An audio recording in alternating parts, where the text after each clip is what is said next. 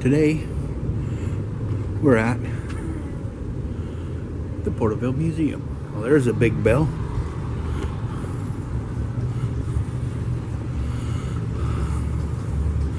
$18.95. Dialects of the tribe. The one thing, the basket over there on the side, you see the baby carrier that has slashes on it. Mm-hmm. That means it's a little boy. If you have a diamond in there, it means it's a girl.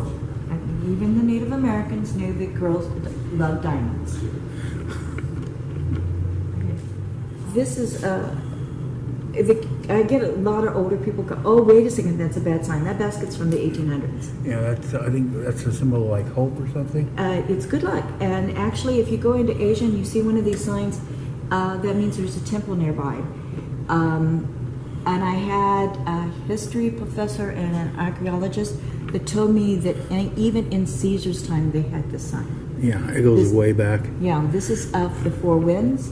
This is the Four Winds. The patterns are really rattlesnake a lot. You have ants and stuff, which they're over there. The man and the Christmas tree. These baskets are woven so tightly, you can actually carry water in it. In fact, they cooked in them. What they did was they grind up the acorns, put water in it, put the acorn mash, and heated up the rocks back there, and put them in and cooked. So that's kind of nice. The bow and arrows, I always thought that all Native American tribes knew how to make a bow and arrow. That is not true. There was, it was a father-son in certain tribes. They would trade beads, they would trade that. So that was one of the things that I learned becoming a curator, that not all Native Americans, they might have been able to make them, but there was one that everybody, you know, was really good at it. Let's see. This is a Sioux War Club, and a lot of people make the mistake thinking that that was a very stiff stick. It's not. They had a whipping action, so they could do the most damage. And we have Alaska carving hook of the Native tribes. And like I said, there's many different ones here.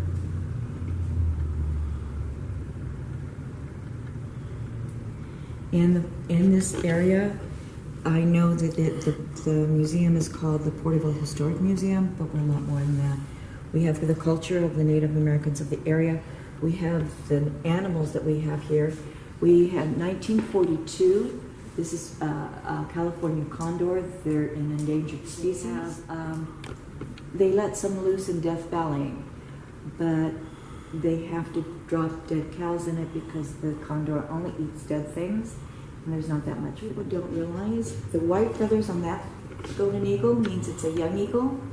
The one on this side by the Navajo rug, it is, the feathers are dark, and that means it's an older eagle. Oh, this one here? Mm-hmm.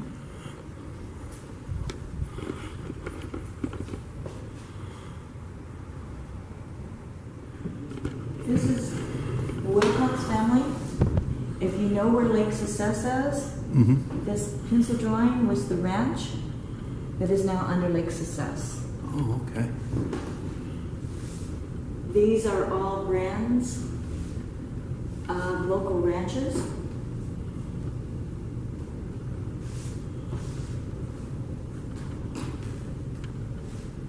So these are some things that we have going on. We have a lot of animals in here.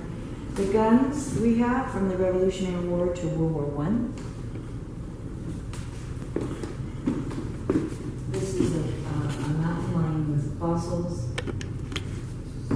One of our artists' days, Stephen Ball, did these of Dutch Williams. He was one of the ranchers in this area. He passed away in 1966. This is Mr. Wilcox, after the name of that. This is some of our fossil collections that have been found around Porterville. You notice this one is from 3rd and Oak. This is a grizzly. This is half grown. It's an elastic bear. We talked about that. That mountain lion was on one of the ladies' porches, and we got them. Look at the size of the paws. Yeah, well, look at the size of these claws. And so we do have quite a few different animals that we have.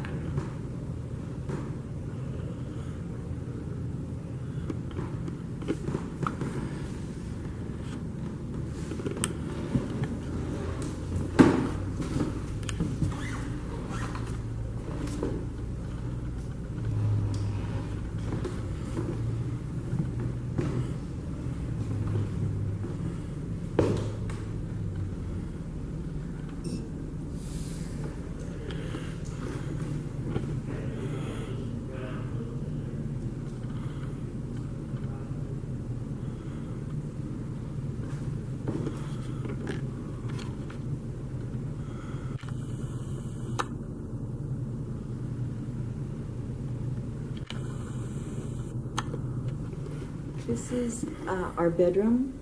The beds, if you notice, are very small. Today, people are a lot larger. This is what a lady would want to come home to Alpha Ranch. Stuff they would have some kind of a bed like this. We have the hope chest, the lights and stuff with the water. I mean, you know, you had to get water from outside. And then we have the couch and chairs. And we're going to change this up a little bit. In the room, we have not only just the regular room, but I have this.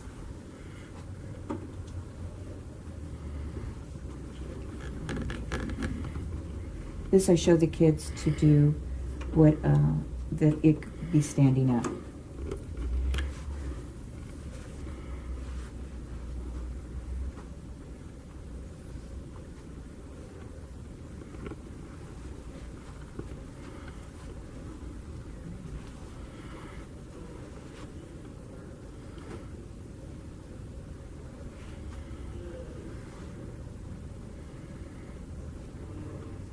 Chair. It's a child's rocking chair. We know it's 168 years plus. It came over on a wagon train. That's the reason why I have the wagon right there.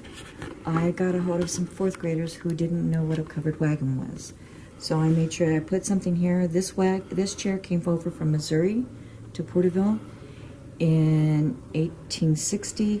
And so we know it's 168, 69 years old.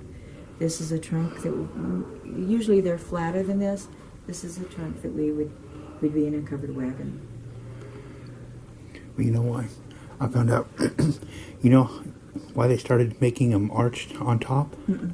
Is because when people would take the stagecoach or the train, they'd stack.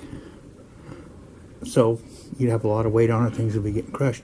But if you had a rounded top, they'd put that at the top because you couldn't stack another one on top of it without it rolling off. That's logical. So that's why they started making... Where did you find that out? I used to deal in antiques. Oh, good. That's really great. But that's why a lot of, you see, some of the real old trunks are flat, but yet some of them have that rounded top, and that's why. Until January, had been staying the same for about 40 years. We finally got it to change. This is Mr. Royal Porter Putnam. He is the founder of Porterville. He had the Pioneer Hotel, Pioneer Store. That is, if you look at the window right there, that pink building, is Wharton Elementary School. It is no longer there. One of the gentlemen that used to manage the theaters here, he went to that school, then he went to Beverly and came back to that school. Mr. Royal Porter Putnam became a dentist. I have never heard anybody say that he practiced here. I know he practiced in Visalia. I'm assuming that he did, but these are his dentist tools. And some of the things that he has. And over there in the corner, right there, that's laying dead flat on its back, is Mr. Royal Porter's family Bible.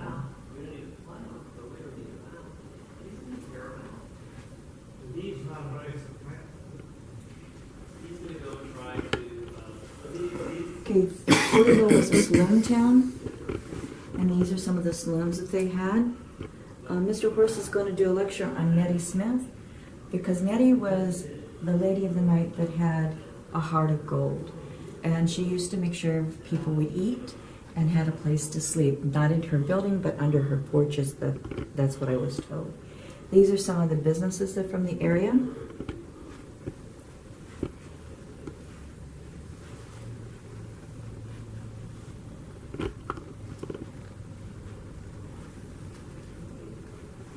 This is our fire department. We only have a couple of things from our police department. This is the Porterville.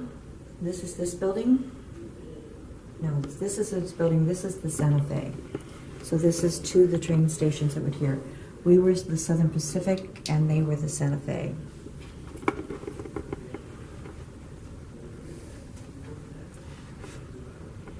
This is the family history of Royal Porter Putnam. That gun over there was is said to be his. Again, this is Mr. Royal Porter Putnam.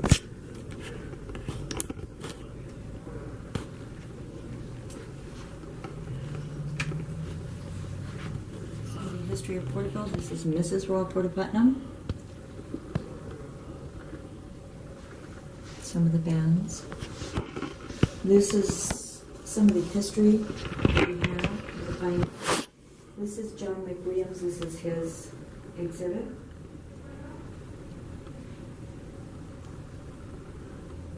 We're going to rearrange that, so that's the reason I'm not getting too much into this. This is a Boy Scout exhibit. The gentleman that's done this, his name is Scott Warren. He has got a collection from the very first Boy Scout uniform to the 100 years and stuff. He has done an exhibit here for us every other year, but he is retiring from being a school teacher and he's moving to Idaho. So he's going to give us the local stuff, and we can change this out and different things. This is our military. We're looking for veterans from Porterville. We're going to be changing it out so we can put more people in and recycle. I mean, just rotate it. Rotate it out. Mm-hmm. See that? We're still working on this one. This is our veterans display. Look at this guy. Sam just I'm put going to this turn you in. over to Don. Isn't that cool? So 48 stars, no Hawaii and no Alaska. Yeah. And see this grenade? My grandpa's. He had it on his desk in Burbank. 1913 pineapple grenade from Germany. Awesome, right? I don't know. What do you think that is? Flight? Probably a pilot's cap. Pilot's cap. And look over here. Oh, and look at this. See these? I guess do you know something about this stuff? This hat is in that picture. So that's that's World War One. And my grandpa has some pictures of that in World War One. The gas mask and all that stuff. Oh, and look at this. This is, Churchill. And here's some pictures of that. Here, friend of ours put in here.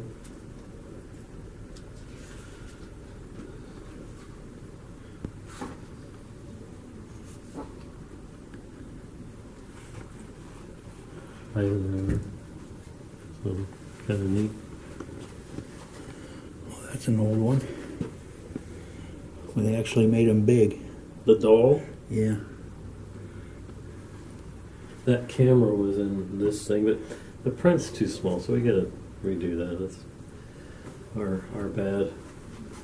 And see these right here? These are these are World War One cigarettes. They're still in there. They're kind of cool. You could say cigarettes unopened from World War One. Sweet purple, French for tobacco. I think they're French.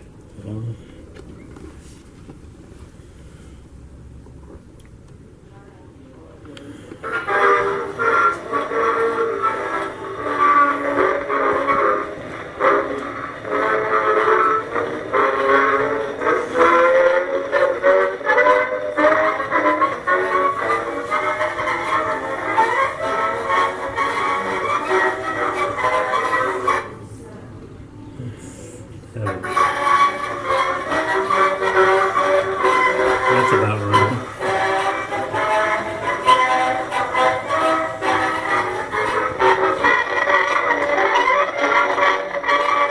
So then it went up into And then you put your soda water, and then you put your syrup in there, and you have your Coke that way.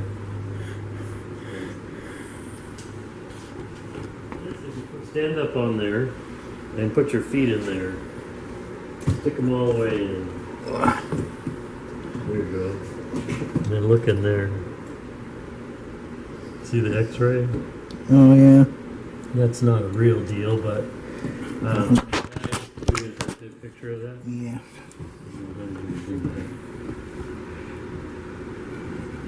There we go.